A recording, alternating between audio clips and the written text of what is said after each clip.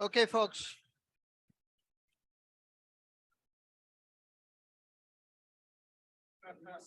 Yeah, yesterday I put up the second weekly puzzle. I hope you get a chance to look at it. It's about family group, corporate governance in family group companies. And there's two posts. One is about the Tata Group from like 5-6 years ago when they were having those issues. And the second one is about the Adani Group, which is at the heart of this crisis, political scandal, financial scandal, whatever you want to call it.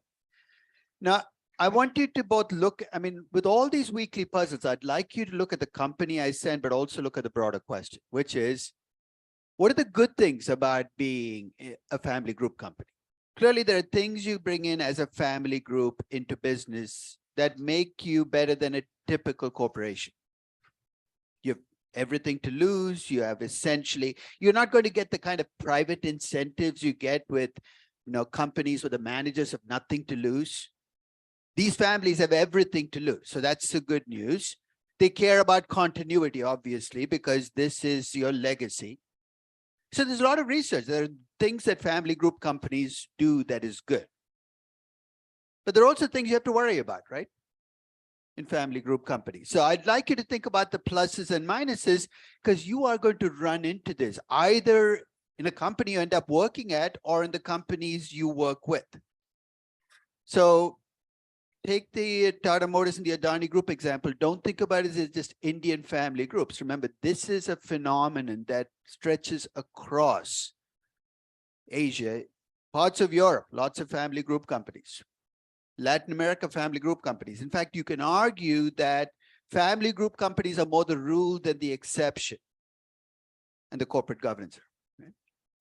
So today I want to continue this discussion of social costs and social benefits. If you get a chance, once you picked a company, and I've been looking at the master list and you are getting there, and I forgot to ask the two questions. How many of you are not in a group yet? Okay. How many of you have not picked a company yet?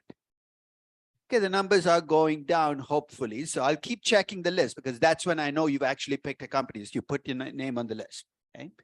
So once you picked a company, I'd like you to download the annual report for your company and read it.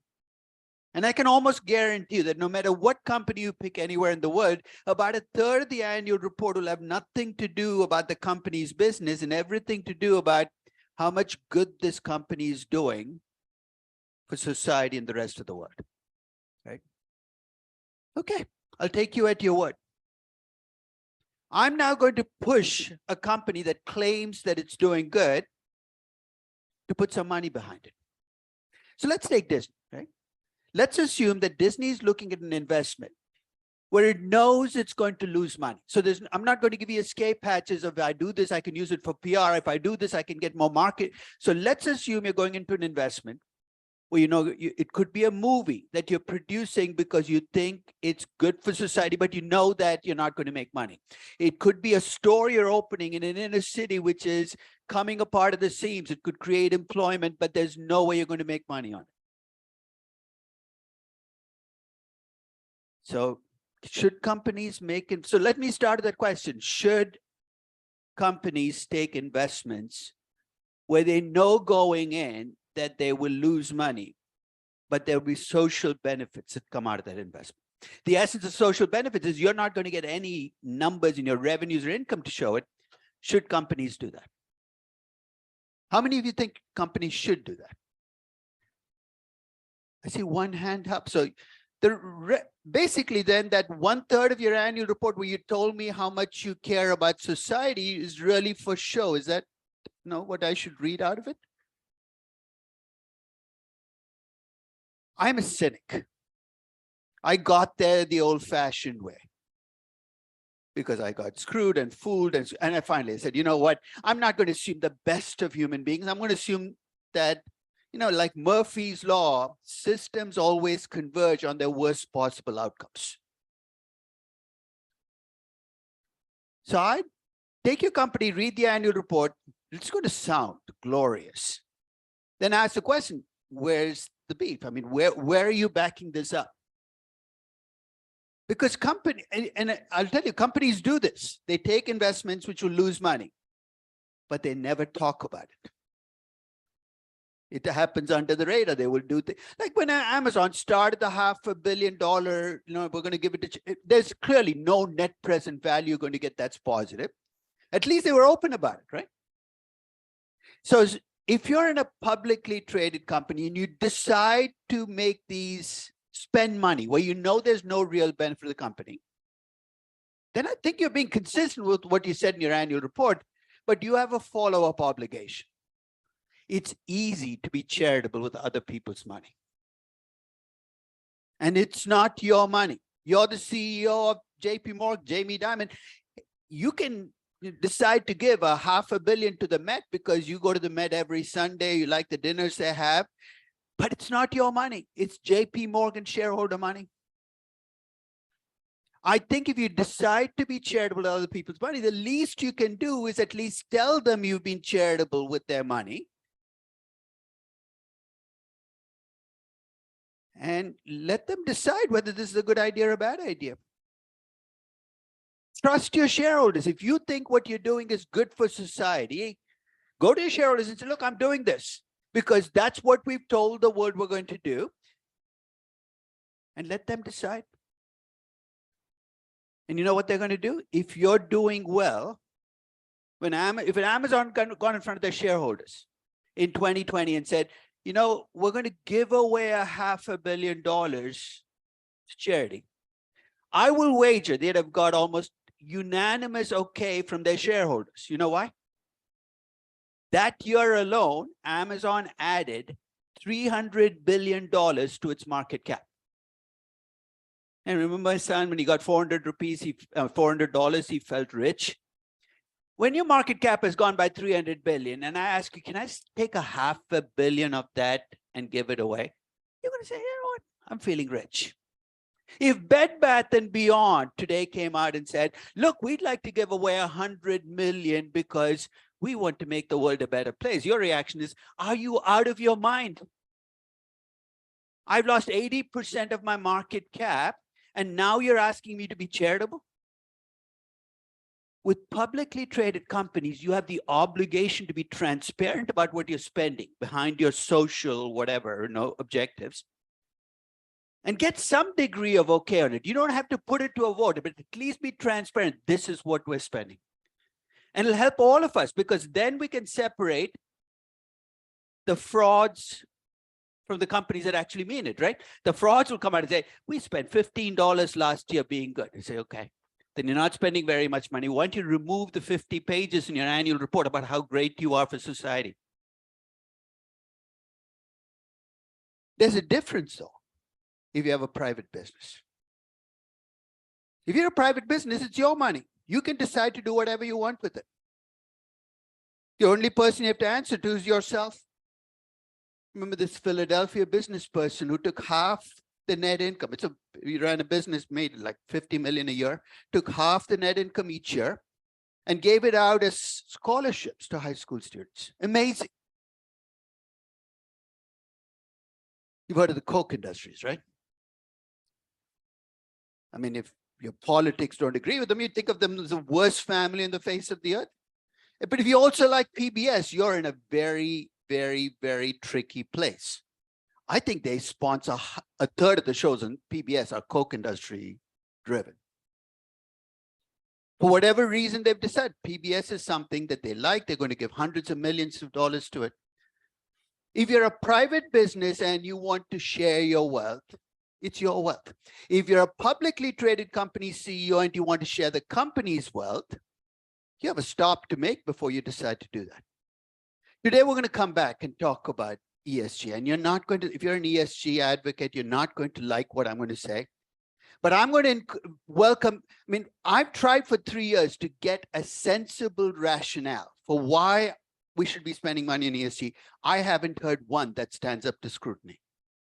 So maybe you'll be the one that converts me from not just an ESG cynic, I'm way beyond that, to perhaps at least get me back to a point where I'm willing to listen on ESG. But this is going to be the heart of the question. When you talk about social costs and benefits, how exactly does it manifest itself? So let's review where we are. Remember, we started this process with the utopian world of corporate finance, right? One by one, we've shredded every single utopian objective. First, shareholders have little power over managers. Annual meeting, board of directors, not very effective. So what do managers do? They put their interests over shareholder interests. Lenders lend money to companies. They don't protect themselves. They get Nabisco. Managers sometimes lie to markets, but almost always try to massage the flow of information. So even if you're not lying, you're trying to control when information comes out and how it's presented. And markets are not angelic either, right? Remember the Elvis Presley test. They often do crazy things, irrational things. Prices go up for no reason at all. And now it's clear that social costs and benefits can't be assumed away. They are part of the process. And we got to figure out what that relationship is going to be between private businesses and the societies that they're part of. So I'm going to start by looking at alternatives. So I'm going to present you the alternatives. And before I do that, I have a vested interest in getting you back to maximizing value. You know why? Because everything in corporate finance that we know was written with that objective. So if you decide to pick a different objective, I might have to rewrite a new book for you, or you have to rewrite, why don't you write a book that says, if this is my objective, this is how I would pick investments, this is how I decide how much to borrow. So let's look at the alternatives. The first is, to say, look, the problem here is shareholders. Shareholders really don't know what they're doing. You can't trust markets. Let's find somebody else to make the decisions. I'll give you a couple of alternatives. And with each of these alternatives, I'd like you to think, like I did as a cynic, about, hey, what's the worst possible outcome that can happen with these alternatives? Because that outcome will come to pass. So I'm going to start with the Japanese and German systems for corporate governance, especially coming out of the Second World War, and how incredibly successful they were for about 4 decades. And then talk about what about those systems led them into trouble after those 40 years. The second alternative to maximizing value is to maximize something else. Maximize revenues, maximize revenue growth, maximize earnings, maximize users, if that's what makes your clock tick, maximize subscribers. So we're going to look at our alternative objectives and trace them through. What will happen if you run a company with the objective of maximizing the number of users you have. Think through it. Now, how would you run the company? And you're going to see you're going to run it very differently than maximizing value, right? A lot of VCs, in fact, put this in as an objective for the companies that they will provide. Go get the most users you can. And the third alternative I want to talk about is to bring you back to maximizing value in stock prices. But clearly, we need to figure out constraints that prevent those. We talked about the issues we have with each of the linkages. We got to figure out a way to somehow at least reduce the leakage, because otherwise you're going to get some companies doing terrible things in the interest of maximizing stock prices. So let's start with the first of those alternatives. Let's go back in time, 1945. Second World War has just ended. The German and Japanese economies were in shambles. There were no economies left, right? And one of the great economic miracles of all time, Japan and Germany in the next 40 years built themselves up to become the second and third largest economies in the world. They were economic successes. And they built it with companies, but their companies followed a very different model than US companies. In US companies, shareholders bear the brunt of governance, right? If you don't like the managers, you remove them through annual meetings, boards of directors. The Japanese and the Germans decided that that was too uncontrolled. So what did the Germans do? They created systems called chiritsus. Chiritsus are, you could take 100 Japanese companies and they're bound together by cross holdings into a group. And if one of the companies is badly run, here's what happens. If shareholders in that company are acting up, the remaining 99 managers get together and replace the manager of the bad company.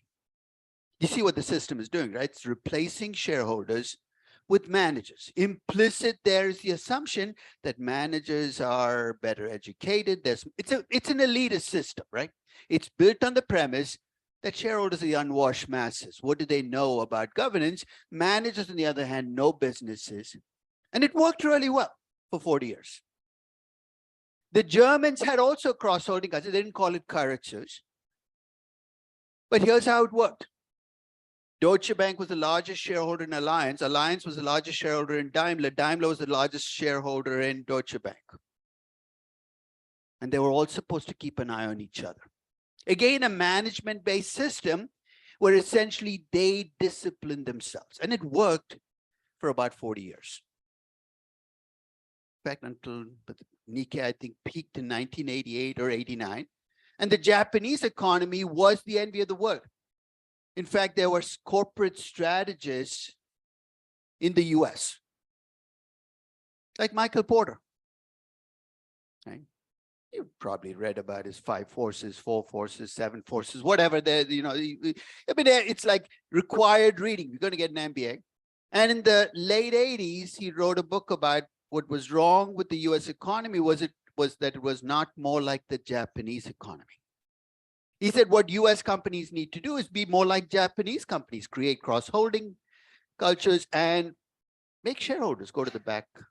And it sounded really good, right? When it came out in 88, Japan model economy, US not so model. So maybe you should be more like the Japanese. And then you got to the 1990s and you saw the downside of both the Japanese and German system, but especially the Japanese system.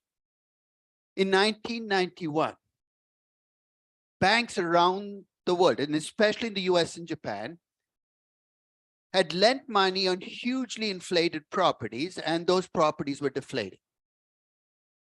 So in 1991, Citibank, for instance, had to take massive write-offs. Why? Because they were forced by investors to say, hey, you've lent money on these inflated properties, you have to bring. So the stock price of Citibank dropped by about 75%. And there was a lot of pain involved, but they got the pain out of the way and came out, I think, healthier for the process. You know what Japanese banks did? Remember what I said about elitists? And elitists make mistakes. They don't like to admit it. Japanese banks in 91 and 92 said, what, overpriced? We don't see anything. They basically made as little information available about the assets as possible and hoped the problem would go away. 30 years later, the Japanese economy is still paying for not dealing with that problem. I'm not saying that's the only reason it's become a negative growth, low growth economy, but a trigger was not dealing with the problem, and that's often the case when you have elitist systems. They try to cover the problem, they try to make it go away, they give you great explanations for why it's not their fault. But that doesn't take away the fact that there is a problem. So if you're encouraged to go with what I call managerial corporatism, you're essentially giving power to managers and say, hey, you guys are smart, you went to the best schools, you must know what's going on. We're going to give you the power to negotiate for us. And sometimes they're going to do the right thing, maybe even most times. But when they screw up monumentally. And they never back down. So when you look at this corporate, so you look at each linkage, now managers are deciding, how much should I borrow? They're not doing it in the interest of shareholders. They're saying, how much should I borrow? And they're going to put their interest first. If they feel that borrowing money makes their lives a little more uncomfortable, they say, you know what? I don't want to get an ulcer, so let's have no debt, even though to lower our cost of capital. When you look at investments, you say, look, I like skiing in Aspen every winter. Let's make our next project somewhere over there. We have nothing there. No, it doesn't matter. Just open the project, net present value negative, but my skiing utility is great. So it'll make up for the negative net present value. Sounds extreme, but basically I'm saying your decisions are going to be driven by what's good for you, and there's no check on it.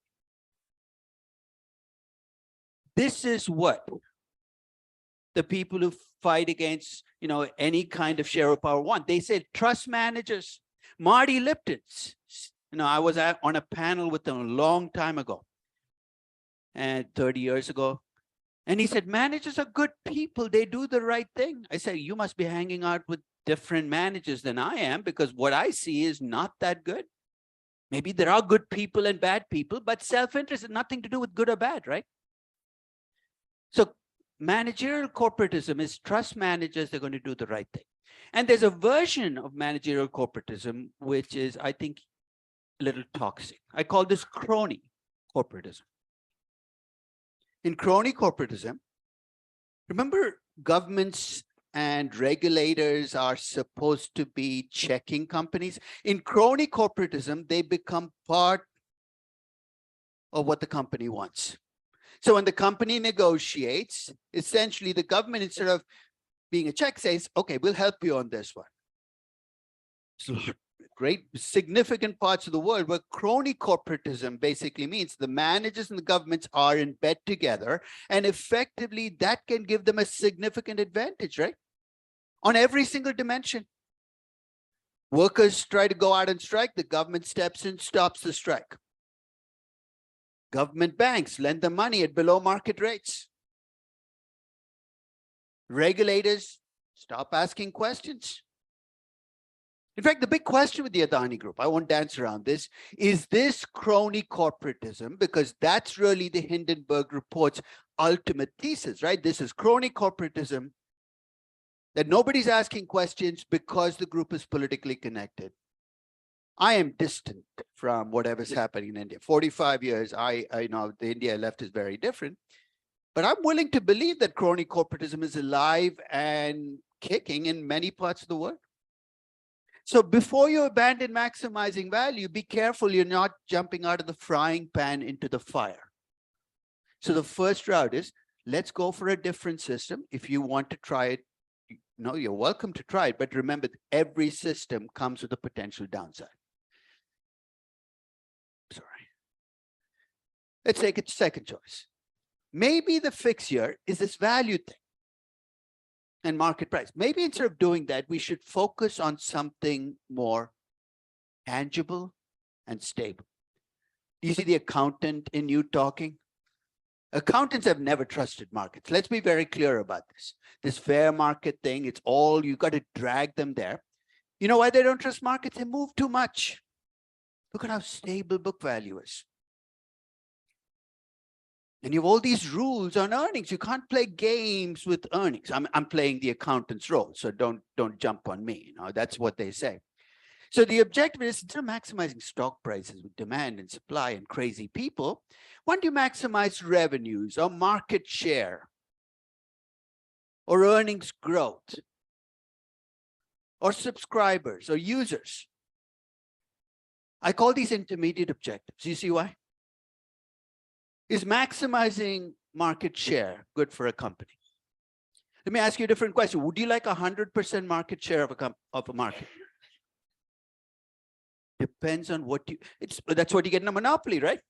What if I force you to sell below cost? Would you rather be a monopoly where you get 100% market share, where you sell below cost? Or would you rather be in a competitive marketplace where you get maybe 30% of the market and you actually can make more than it costs you to make something? I remember in 1981, American Airlines got a new CEO, a man called Robert Crandall. He came in. Those days you watched on TV to interviews because there was nothing else carrying it. And on his first interview, he said his objective was to make American the #1 domestic US airline. Remember those words? His objective, he said, make them. And he succeeded. By 1988, I think American was the #1 airline in terms of number of passengers flown. But there were only 2 airlines in the late 80s that were making money, and neither of them was called American. One was Alaska Air, because I guess nobody else wanted to fly to Fairbanks. And the other was this nascent airline called Southwest Air, which at that time flew from Dallas to Houston and back again. That's all they did. No flights across the country. So domestic air. You see where we're going to go with market share. If you say your company's objective is to maximize market share, everything in the company, from the top to the bottom, is going to be focused on what can we do to increase market share? People stop asking sensible questions. And I say this to bankers, they always laugh and say, oh, strange airline companies. If any of you work for a bank, one of the big things that banks like to show is the rankings, the deal rankings, right? We're #2 in the deal rankings. How do you get to be #2? We did really big deals. Did you make money on them? No, we really did big deals. That's where you're going to go, right? You do big deals, you're going to be at the top of the deal rankings.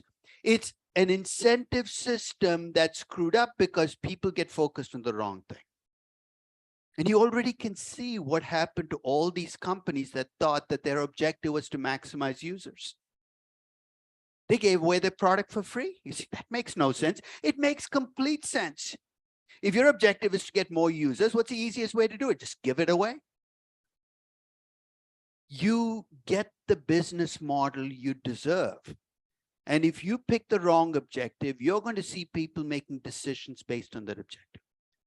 And God help you if you invite a consulting company into the mix, because they'll give you a metric to focus on. It'll be a proprietary metric. You know why it has to be proprietary, right? Only they know how to calculate it, which means without them, you're kind of lost. CFROI, EVA, and each consulting firm, and it's an acronym usually. Why? Because it creates this mystique of what exactly is it. You don't even know what the expansion is. You're too embarrassed to ask, what is CFROI? But again, the focus is, if you focus on this metric, you don't have to worry about all that other stuff that goes into value. It's complicated. We made it simple. So 80% of companies out there use some metric. Revenue growth, and you worked at companies, you look at what their plans are. It's usually said, we want to grow our company by 80% over the next 5 years. I don't have a problem with that. I understand why people pick those metrics, but there has to be a truth teller in the middle saying, well, going for higher market share, but what are we doing to get that higher market share? Is this good for the company? Because ultimately the higher market share has to lead to pricing power and higher value. And somebody has to ask that question. So if you pick a different metric, make sure that somebody is thinking about the link between that. So if you're going to focus on increasing users, there has to be somebody in the company who's asking the question, how do we monetize these users, right? You think that's good common sense? There must be somebody. You'd be amazed at how many user-based companies, there's no one asking that question. And anybody asks that question ends up being fired rather than pushed up the ranks. Say, hey, if you get a chance, look at this company called Paytm. It's an Indian online payment processing company, valued at the time of its IPO about 2 years ago. You know how many users it has on its platform? I think India, 1 billion. So you're going to get, this is not going to be, it was 330 million people on its platform. That's amazing, right?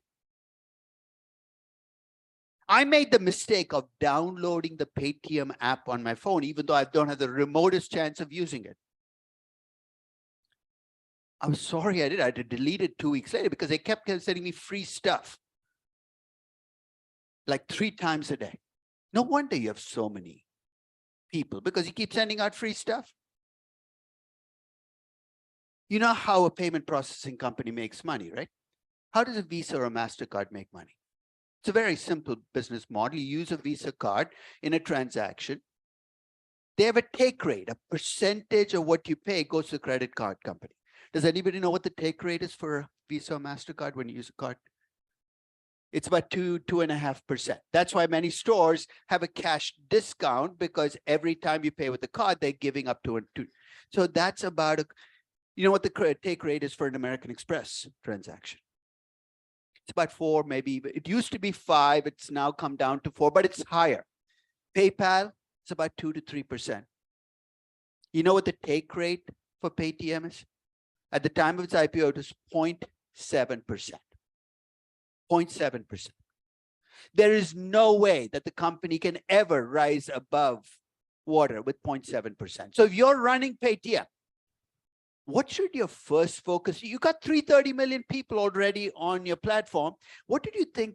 And this is a mistake I made when I valued Paytm. I said, somebody must have the sense to say, we've got 330 million people on the platform. We've got to figure out a way to increase the take rate, right?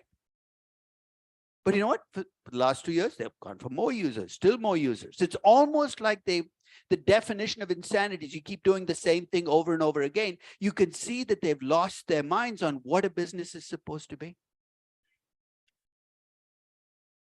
So if you want to pick another metric, work out worst case consequences and make sure they don't unfold. Yes. Marketing works for the business. I don't care what marketing thinks about this, right? So if marketing thinks its objective is just get more customers in, you've already lost the script as a company, right? If you let salespeople loose and say, bring in the most sales you can, and I'll give you 5% of the sales as commission, you are doomed already as a company, because they're going to offer discounts to customers. They're going to say, you know what, I'll buy the stuff back from you for the next 3 years if you don't like it. They're going to make all kinds of promises because they get their commission up front. Marketing always has to be constrained by what's good for every function, right? Finance, market, it doesn't matter what area you're in.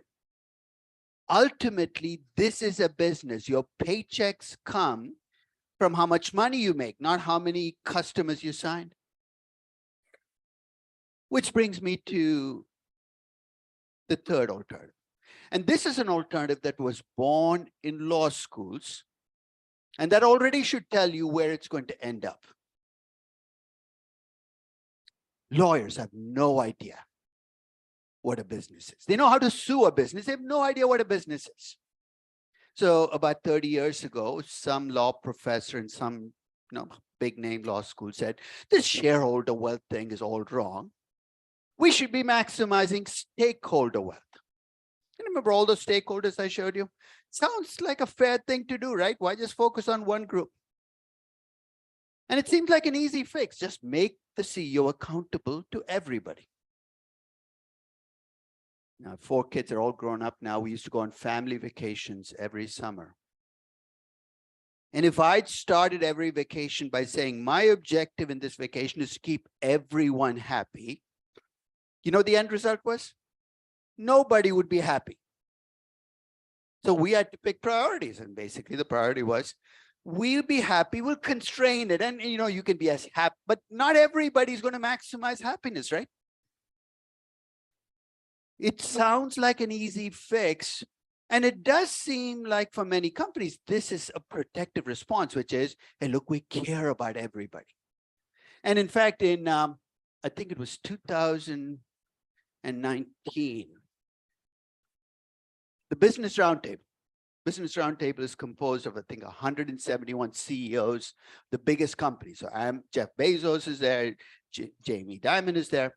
Jamie Dimon is a big force. He was, I think, chairing the Business Roundtable, put out a statement, which I think still is the stupidest single statement I've put out by a bunch of CEOs.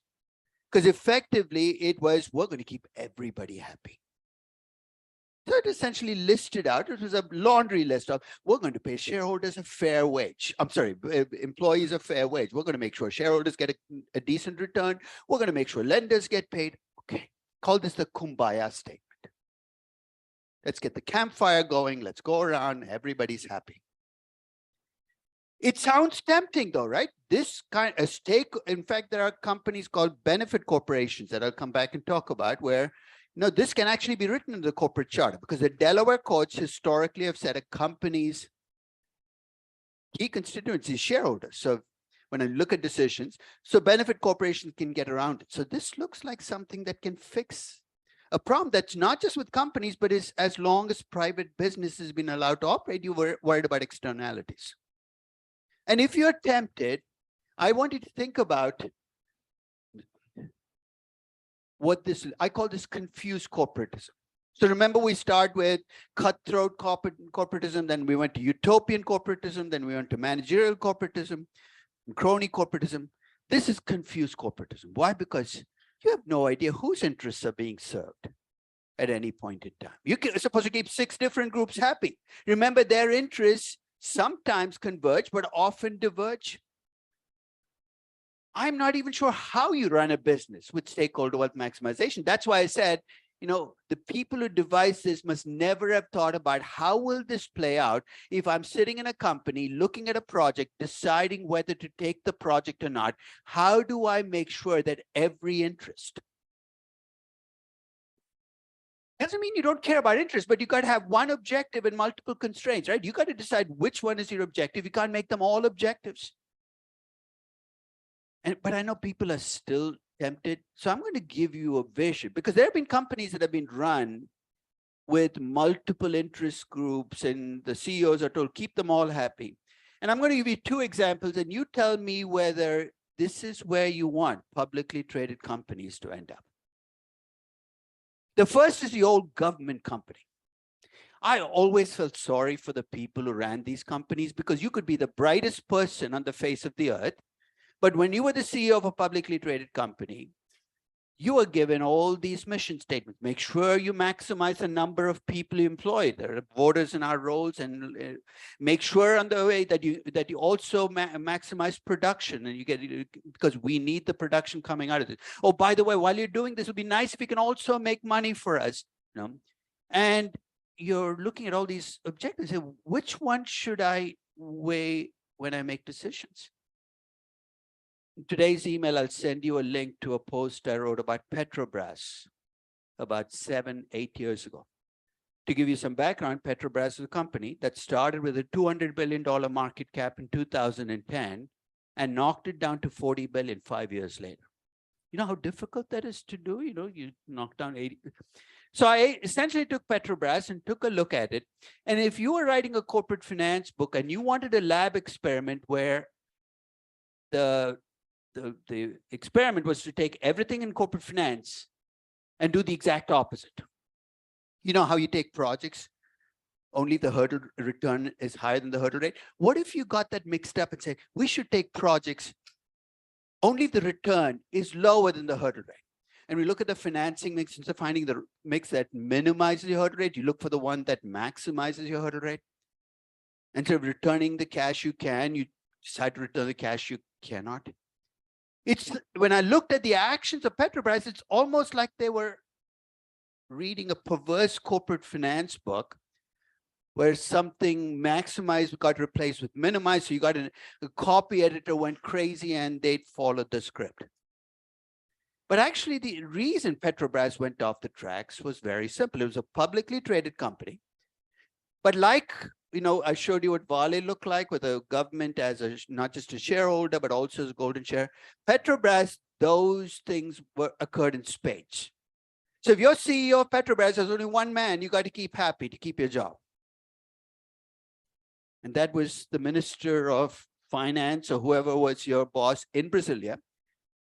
And somewhere in the early part of the decade, that minister, in conjunction with the government, decided that Petrobras should become the largest oil company in the world. Shades of American Airlines, right? So guess what Petrobras did? It said, look, we want to be the largest oil company. We're going to explore for oil, even if the odds of finding it are low. If we find it, we'll move towards our objective. We're going to extract oil, even if it costs us twice what the price is, because we'll have more barrels. The largest oil company in the world is the one that produces the most barrels of oil. They were doing exactly what you'd expect them to do. Be careful about objective, because if you misspecify an objective and you have people running an organization, they will deliver on that objective. You just might not like what comes with it. So that's the first example. Do you want to be like a government company? The CEO is not sure who they're going to keep happy at any point in time. So guess what they do? They keep everybody unhappy, blame some other group whenever they're in front of one group. CEOs love stakeholder wealth maximization. You know why? If you're accountable to everyone, you're accountable to no one. I know it sounds cynical, but that's exactly what happens. The second example of what happens when you're not sure what constituency you're serving is a place that I work at, a research university. I'll tell you this, research, it's not just NYU. Research universities are the most screwed up institutions that I can think of. I mean, if you're an outsider and say, what is the mission of a university? What's your key constituency? Especially a university like NYU, which is a tuition-driven university, as opposed to Harvard or Yale, where wealthy people from the last 100 years might have given you a lot of money. We live and die on tuition, right? So if this were run like a business, who should be on top of the pyramid in terms of, whose interests we should watch out for? If you're not just students, but our undergraduate students, right? They're the ones. I mean, it's nice to have a graduate school, but let's face it, you have 35 or 40. They should be on top of the pyramid. You all been undergraduates in universities sometime, right? Did you ever feel like you were on top of the pyramid wherever you went to school? I'd love to know which school you went to, because I'd love to send my grandchildren to those schools. My children are too old. At a research university, you know who's on top of the pyramid? This is an asylum where the lunatics run the asylum. At the top of the pyramid are tenured faculty. We set the terms and everything else revolves around us. I teach only 3 classes a year. That's 4.5 hours a week for 35 weeks, and I'm done. And I can't lose my job unless I do something incredibly stupid, like take off my clothes. Even then, I'm not sure I would lose my job, right? Below that are, untenured faculty are working through, and below that are maybe graduate students are working towards a PhD. And as you get further and further down the ranks, you get the people who actually run the university. You know that half the courses in NYU are taught by adjunct faculty. You know why universities like adjunct faculty? They're like slave labor. Essentially, you teach a class for $8,000. You know how much it costs for a regular faculty member to teach that same class? Probably $50,000, because we teach only 3 classes a year. You're saying that's insane. Of course it's insane, because we don't know what our mission is. Whenever I'm in a committee, I get, people get pissed off. I say, what are we trying to do here? What's the end game here? And people are completely confused. I sit on 5 committees. I get 5 different end games. The end game here is, we want to move up the rankings with US News and World Report. Now, make up your mind, because if your mission keeps shifting, there's going to be no consistency in how you behave. And here's another consequence. Notice no matter how much money a university, and this is not just university, it's true for schools, it's true for nonprofits. No matter how much money comes in, you're always running 20% below. Your costs seem to magically expand out to cover whatever you've raised and more. That's exactly what you'd expect when you're not. So if you worked at a nonprofit, I guarantee you felt the same pressures, right? You know, you work for a nonprofit that serves the homeless. What is the end game here? You said, what do you mean the end game? We want to serve the homeless. That means nothing. Do we want fewer homeless on the streets, or do we want to make sure the homeless who are on the streets are better cared for? The kinds of actions you're going to take are going to be very different, but they don't want to decide. They say, let's keep it fuzzy. Keeping it fuzzy basically means you're going to bounce around and essentially try to do a little of this and a little of that and do none of it. So stakeholder wealth maximization is a recipe for confusion and just spending money without an end game. So now I'm ready for my ripping phase of this class. The last 14 years, we've had this phenomenon called ESG. Somebody expand it out for me. What does E, the S, and the G stand for? Well, E is easy. What's E? Environment. Okay, we're all in favor of climate change, and we've got to stop it. Not in favor of climate change, but against climate change. So the S is social. I'm going to start this process already. Can you name one social issue on which there's consensus in society?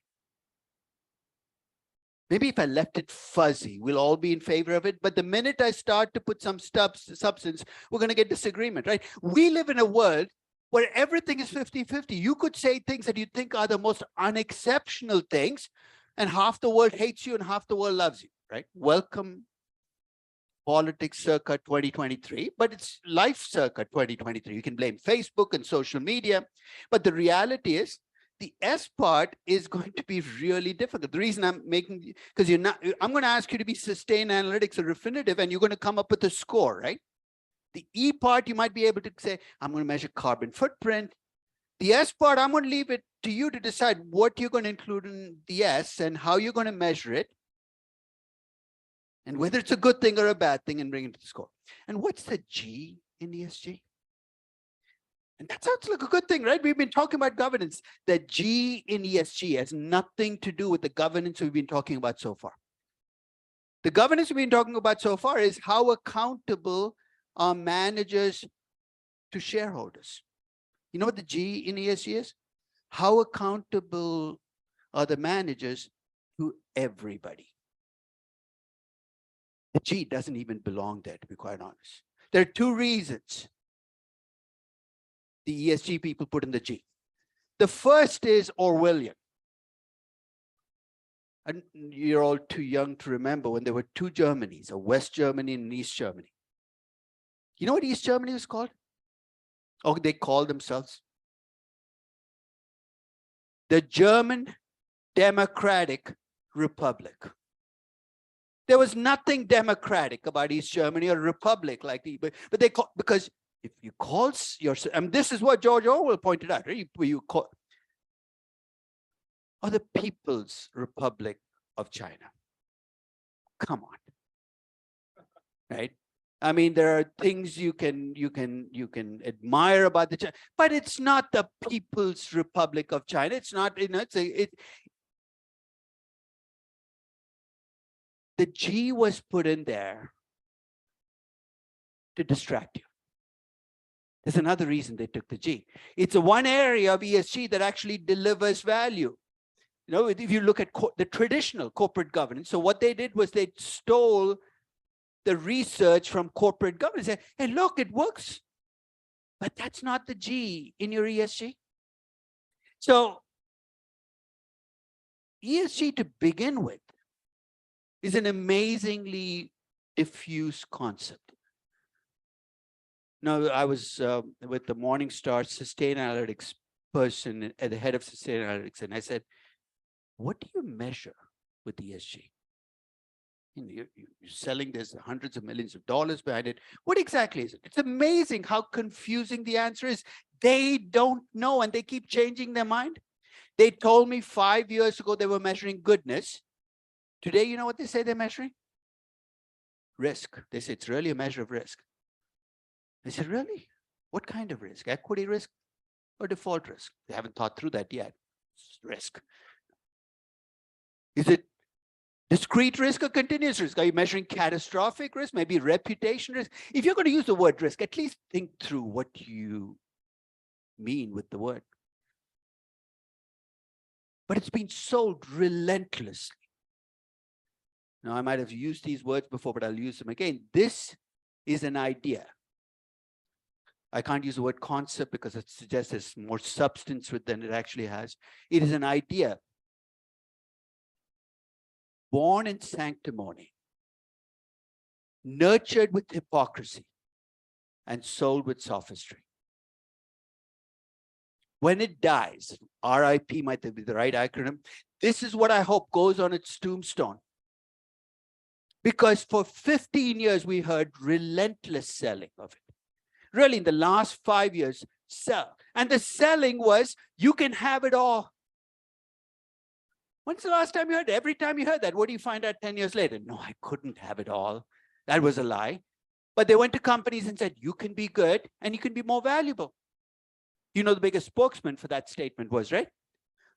A guy called Larry Fink. So who cares what Larry Fink thinks? You better care what Larry Fink thinks because he's the head of BlackRock and, they control $11 trillion of other people's money. I did Larry Fink saying, the reason we care about ESG, it increases value. You either don't understand what value is, or you're just making up crap. Could ESG increase value for some companies? Yes. Could it do nothing for value for other companies? Yes. Could it actually reduce the value of some companies? Absolutely. To make the statement of good for all companies is sophistry. Basically, you're just making it up. You want to sell it. They went to investors, and what were investors told? You invest in good companies, high ESG score companies, you're going to make higher returns. It showed graphs to back it up. I'm a great believer in data, but I know how you can bend data to whatever you want to say. It was a con game, basically, that they were pulling. And I'll talk about why those graphs look good and why they don't look as good anymore. And of course, they said this is good for society. The reason there was no pushback against this concept is, do you want, the first post I wrote in ESG, I said, look, I'm going to make a confession. You're probably going to think I'm a moral troglodyte for writing this, because the notion of pushing back against something that's good for society is going to make it sound like you don't care about goodness in society. So let's take those issues and play them out. Remember I said ESG, we're already confused about what it measures. You know how it shows up? When you look at ESG scores, there are like 5 different services. Sustainalytics and Refinitiv are the 2 biggest, I think. You look at the scores for companies across the 5. The correlation is like 0.3. So what? You look at bond ratings across companies. S&P, Moody's, Fitch. You know the correlation is? Like 95%. Why? Because they know what they're measuring. They might disagree on a few companies, but you're not going to see a company with a AAA rating on Moody's and a CCC rating on S&P. If you can find it, bring it to me. I'd love to see that company. There are differences because what you put into your scoring mechanism is going to give some companies high scores and low scores. I'll give you an example. If your issue is climate change, and that is your central issue, fossil fuel companies are going to always have terrible scores. No matter how much ExxonMobil or Royal Dutch try, they're not going to have high scores. A coal mining company, you're dead in the water already. But if your key issue is privacy, guess which companies are going to be at the bottom of the barrel? If you have Facebook, you have no redemption, right? What services put into their ESG scores are going to lead to different rankings for different companies. And there's going to be no convergence. You know why? Because goodness is personal. If I went around this room and tell me what a good person does, you're going to get very different answers. It's going to depend on your culture, where you grew up, what your family taught you, what religion you have. So already you're building a castle on a foundation that's made of quicksand, right? If you can't measure it, then how do you go around marketing it and say, look, because there are companies out there doing things to increase their ESG score. And you can already see the gaming that is going to go in once you have a score. You know what I mean by gaming? And I first started teaching at business schools. I think Business Week had first started ranking business schools. Pre-1980s, you pick business schools based on just what you'd heard, word of mouth. And Business Week came in and filled the gap, the rankings. And since then, of course, US News and World Report, you have a whole stream of, do you think those ranking services have changed the way business schools are structured and run? Absolutely. In fact, there's nothing we do where we don't ask, what will that do to our ranking? And that can be incredibly unhealthy. You saw that with the law schools and the rankings that have come, the fight between Yale and Stanford and Harvard with the US News and World Report. Anytime you have a system that scores people, you're going to get people playing the game. You've heard of greenwashing? Greenwashing is companies make themselves look more environmentally noble than they are. And ESG people hate greenwashing. They say it's all this greenwashing that's a problem. You know why there's greenwashing? It's because you create an ESG score. This is a feature, not a bug in your system. It's not going to get better. It's going to get worse. And a couple of other things about ESG scores. I want you to file away. The next time somebody says a high ESG score means a company. Do you know that larger companies consistently score higher on ESG than smaller companies? I've never been able to explain that. Do you believe that larger companies are somehow more noble and create less? I don't believe that for a moment. So you're saying, why would larger companies score better than smaller companies? Now, the next time we get one of those things that from Business Week for their rankings, or US News and World, it comes to a dean. It's like 30 pages of information you have to fill out. And that information, you have, he has usually have 5 or 10 people who have to work to collect that information to feed it. It requires insane amounts of resources. Companies which have more resources will be able to play the game better than companies with less resources. You're giving those companies a higher score just because there's somebody there who can fill all the check boxes. But I'm going to start with this ESG and value thing, because now you're on my turf. We'll talk. You're telling me ESG increases value. Where? If you wanted more expanded diatribe, I wrote a paper essentially. I took every input into valuation. Show me where. Is it higher growth? Is it higher margins? Is it less reinvestment? Is it less risk? It's got to show up somewhere. And if you look at the evidence on ESG and earnings and cash flows, it's insanely weak. I'll break it up. The relationship between ESG and growth is negative. In other words, if you try to push up your ESG, you might have to settle for being a smaller company. And I'll give you 2 examples to illustrate that. When I ask people who believe in ESG to give me an example of a company that has benefited by being good, it's a surprising number of times the answer I get is Patagonia. Heard of Patagonia, right? What does Patagonia make? Overpriced outerwear for guilty yuppies. Let's face it, right? Don't tell me when you wear that $400 Patagonia that you made the world a better place, but it dresses it up in, oh, look how good we are as a company. And I don't have a problem with that. It's a marketing device. It's selling to a niche market. The niche market loves the pitch. But next time somebody tells you, oh, look at Patagonia, they're a good company. I said, do you know how much revenues Patagonia had last year? I haven't had a single ESG person give me the answer there, which tells you how little they think through their own examples. You know how much revenues Patagonia had last year? $800 million. You have 800 million revenues, you're serving a niche market, you can play this game. Let's, in contrast, think about Nike. It's a $40 billion revenue company. Who does it sell to? Whoever will buy Nikes, right? if they decide we're going to follow the right path here and not sell to bad people or people that are classified as bad people, you're going to crash and burn. The reason Etsy started as a benefit corporation,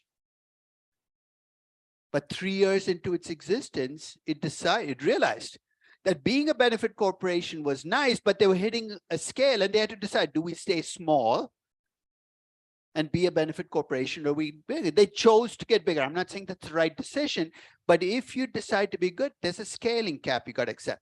Maybe good comes with a smaller company. It also played out in Danone, the French yogurt maker. If you get a chance, read about the story there, where the CEO, who was a big ESG advocate, got pushed out eventually because the company wanted to get bigger. Now you can view that as a bad thing, but you're not being good to grow faster. You're actually going to grow less. You're going to be a smaller company. The one hopeful area for many ESG advocates is if you look at the relationship between ESG scores and profitability, there does seem to be a positive relationship. This is good, right? Good companies make more. And I'm going to crystallize what these researchers do to come to that conclusion. They take companies' ESG scores, they take their profit margins, and they run a regression or something equivalent where they take the profit margins, run against ESG. Look, they're correlated. They move together. And then they come to the conclusion, this must mean being good makes you more profitable. I'm going to make an absolutely absurd statement, but I'll use data to back it up. Do you know that shopping at Whole Foods makes you richer? I'll back it up. You know what I'm going to do? I'm going to look at how much money you spend in Whole Foods and how much wealth you have. And when I run that regression, guess what I'm going to find?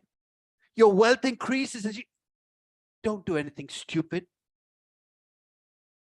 You know what I've caught, right? You shop at Whole Foods because you're rich. You don't get rich because you shop at Whole Foods. You got the causality all mixed up. In fact, there's a statistical fix to this, right? If you truly want to see if being good increases profitability, increasing ESG scores increases profitability, you know what you need to do? You need to take the change in ESG scores at companies in a year and look at the change in profitability in the next year. And if you're right, increasing my ESG score, and nobody done that. So I ran it as like this afternoon expedition. There's actually a negative relationship between the two. So the next time somebody says being good will make you more profitable, figure out how much statistics they still remember, because basically if they show you this regression, they failed the test. On the risk front, I'm sorry, go ahead. Yep.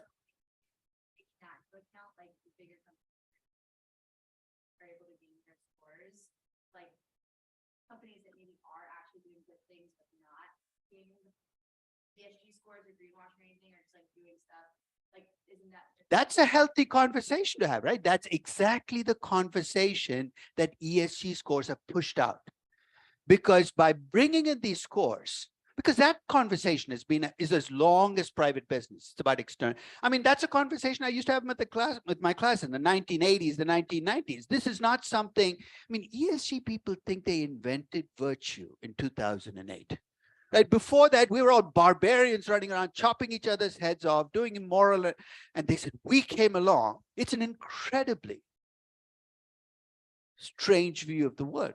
And I agree with you. We need to be, I mean, the title of, I don't write academic research papers, but I did write a piece on ESG and said, do you want to do good or do you want to sound good? And the reason I titled that way is ESG is driving us towards sounding good, to doing the things that make us look good rather than measuring what we're actually doing, which might be good or bad. So I agree with you entirely. The conversation needs to go back to the actual actions and be less focused on the surface level. Are you meeting the test? If you want some hope in the ESG space, I'll give you the one area where there is something that works for ESG. And it works, it's in one sector of the market. It's the energy sector. And over the last 15 years, it is true that there is a link between ESG and your cost of capital. And it's happened for a very simple reason. If you're an endowment, NYU, Yale, we don't have that much money, but think of Harvard or Yale. About 10 years ago, pressure built on them to divest themselves of fossil fuel companies. And this is something that's built up, and there are a lot of, so CalPERS can't invest in fossil fuel companies. So if fewer people can invest in fossil fuel companies, what are we effectively doing to their cost of equity? Think of demand and supply, we're pushing up their cost of equity. And at the same time, we're also issuing green bond, letting, green energy companies issue green bonds. I think that's a complete scandal to begin with. And that's why in the Adani group, I pointed out that this is an example of hypocrisy. How do you take a company that builds airports? Remind me again what flies out of airports? Big aircraft. Aircraft account for 4% of all of the carbon. I mean, in terms of percentages, it's immense. How the heck does a company like that issue green bonds? I actually talked to a green bondholder. He said, we issue it just to the green energy business. I said, do you realize money is fungible? I could run a drug business on the side, and you say, look, I'm going to take the money and I'm going to do whatever I need to do, because you can't keep track of where the money actually gets spent. So that's the one sector where we've succeeded in some loose sense by making it more expensive for fossil fuel companies to raise money and for green energy companies. And we've accomplished an incredible objective, right? What is the end game here? It's to have us be less dependent on fossil fuels. Let me ask you a question, and maybe some of you know the answer. 10 years ago, we got 82% of our energy from fossil fuels, coal, oil, and gas. We had 10 years of ESG, right? Well, these incredible wins at companies. You know what percentage of our energy in 2022 we got from fossil fuels? 82%. What?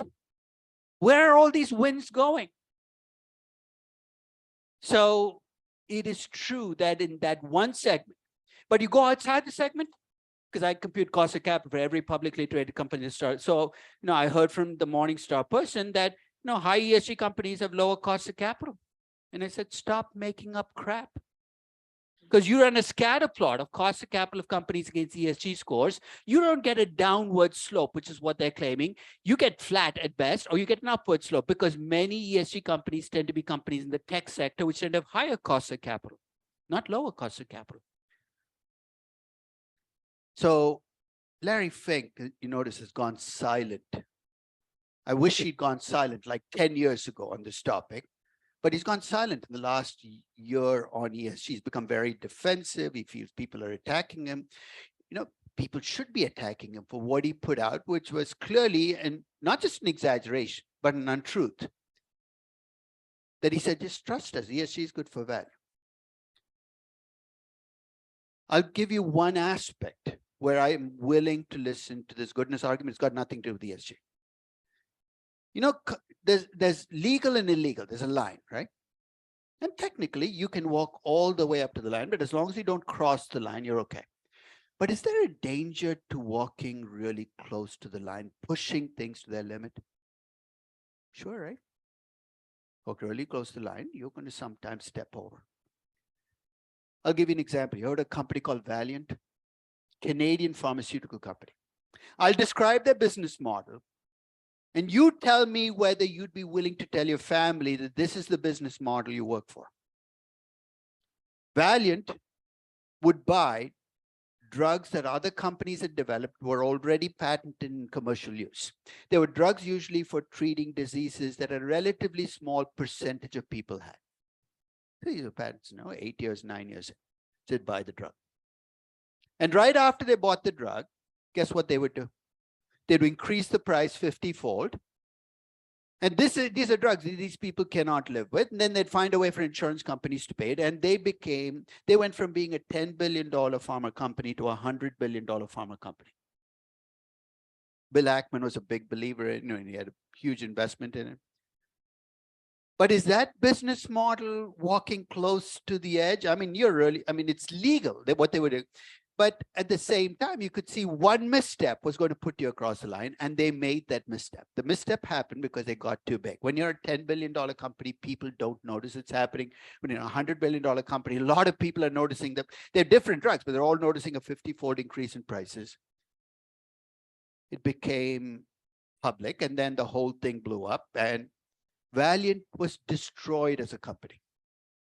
In fact, you know what Valiant is called now? They had to actually change their name. This is like being in a witness protection program, basically, you know. They're called Bausch and Lomb. They took one of their divisions and they said, you can't be called Valiant. We're going to be called Bausch and Lomb. So I'm willing to concede that if I'm going to give advice to a company, and I'm not dishing out advice, but if they ask me for advice, my advice is don't be bad. That's good advice, right? Don't walk too close to the line. Don't do things just because they're legal.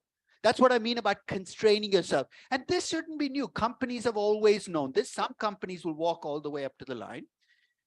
But this has nothing to do with ESG. Don't be bad. If they then say, should we try to be extra good? No, no, no. There's no credit here for being extra good or good. Just don't be bad. Much simpler adage to follow to begin. And then if you want to do good things, have a justification for doing it. But that's the only area where there's something I can offer. It's, well, remember, as long as the insurance, what they did was, what the one part of their business model that turned out to be shady and potentially illegal is insurance companies usually balk at, you know, so if you went to CVS and you try to get a drug through and it's costing 50 times what it did before, insurance companies would probably step in and stop it. So what Valiant created was this distribution system for the drug that bypassed CVS and Dwayne Reed and went directly to the insurance company. So what they did technically was legal. But at the same time, you could also see that it's pushing the edges. I think the Adani Group is exactly in that same position. I don't know but they walked really close to the line, and now they've kind of hit the line and they're going to pay a price for it. So don't be bad. That's advice that are all up. I mean, you know, when you went to college, your parents said, be noble, be good. They said, just don't get into trouble, right? Don't end up in a jail and call us, you know, whatever you're doing, keep it a little under control. What about returns? This is testable, right? So when the first graphs showed up in the late part of the last decade, people said, look, you invest in high ESG score stocks, you make higher returns. And that was true.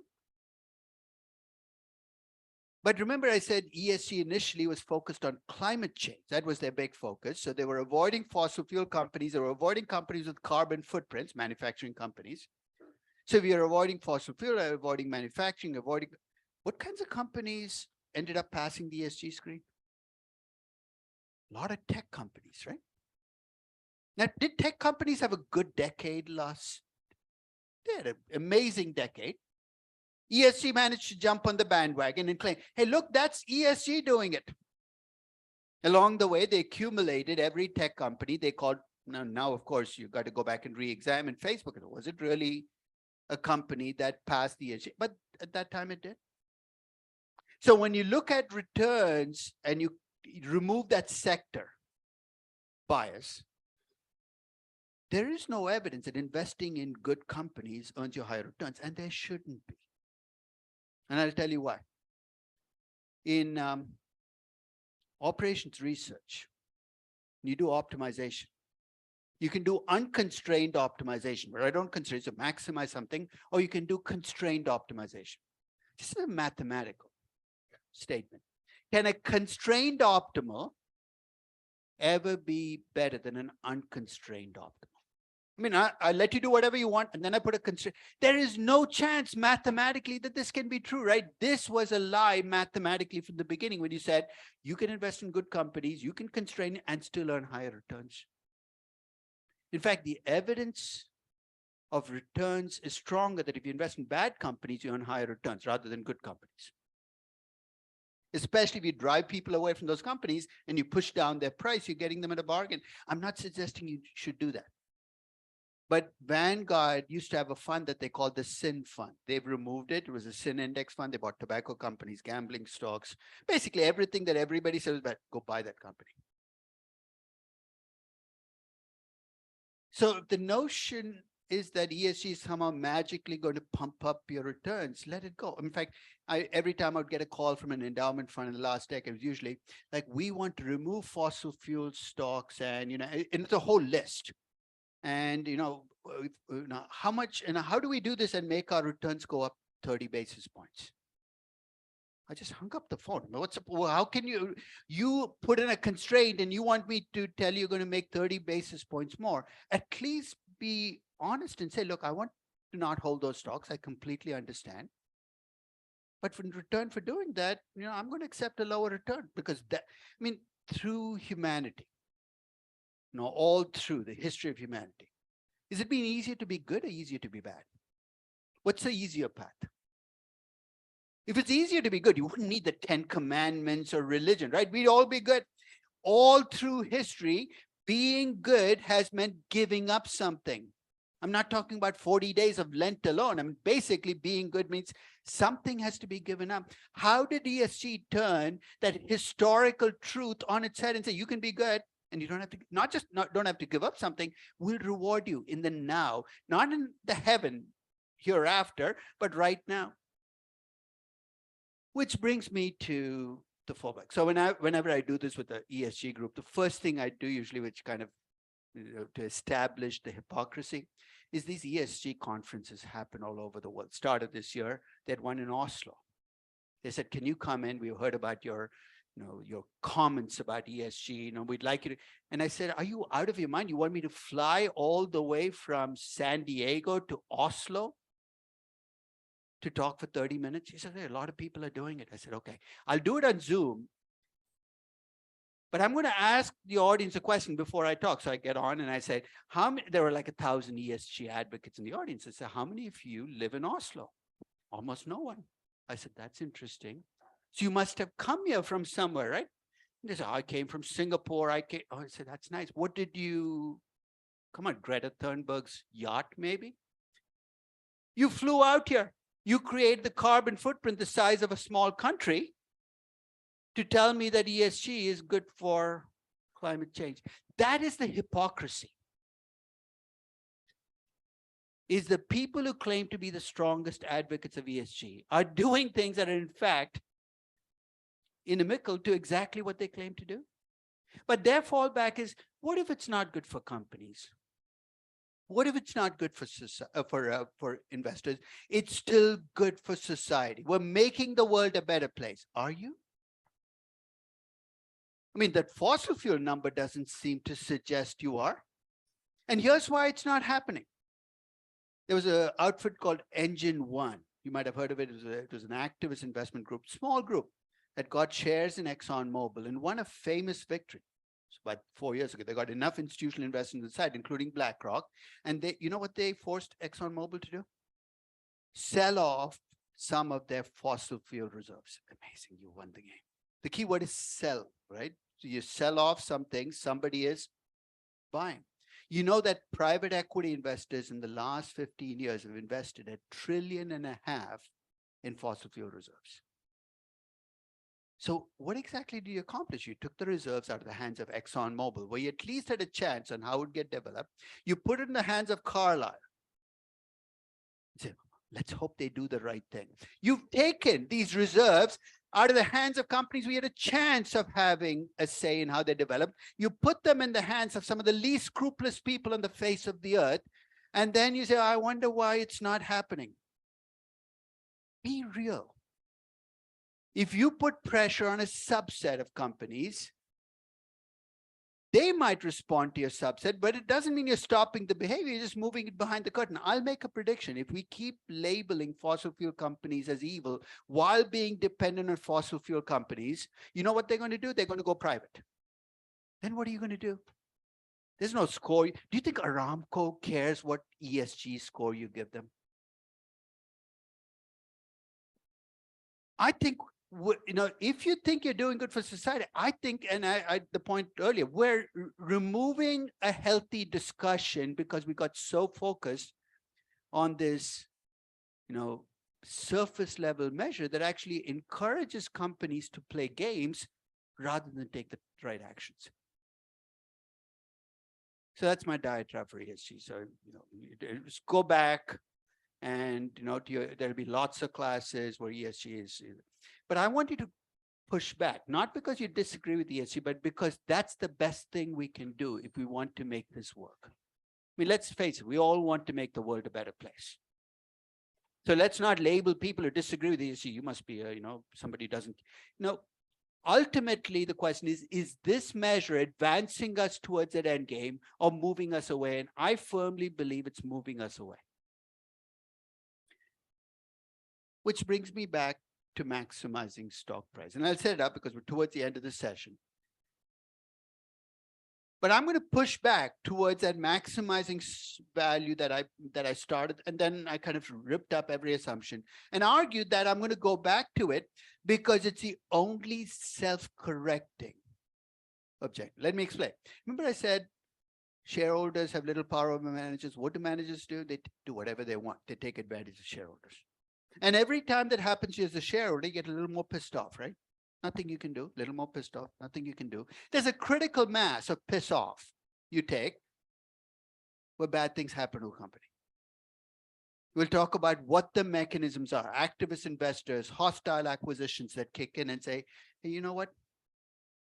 Carl Icahn is not the deepest thinker on the face of the earth. He's a one-trick pony. This is what he does. He goes to a company and says, you have too much cash, give me the cash. That's pretty much every Carl Icahn pitch. But you know what he's really good at? He's good at targeting companies where shareholders are really pissed off. That's why Disney is in the crosshairs. Shareholders are pissed off. They're willing to listen. You rip off lenders, not much they can do, but they try to fix it, right? We'll talk about what happened post Nabisco in the bond market. You lie to markets and the truth comes out. Not only does your stock price drop, but it stays low. You've lost all credibility. And finally, if you keep pushing the envelope in terms of social costs and externalities, think of what happened to tobacco companies. Nobody would come to their defense when the governments came after them because they were labeled as bad companies. So next session, my focus is going to be on this pushback on each of the constraints and why that might be a mechanism that works better than adding the stakeholder wealth maximization or whatever else you add to the mix. So I will see you on Monday.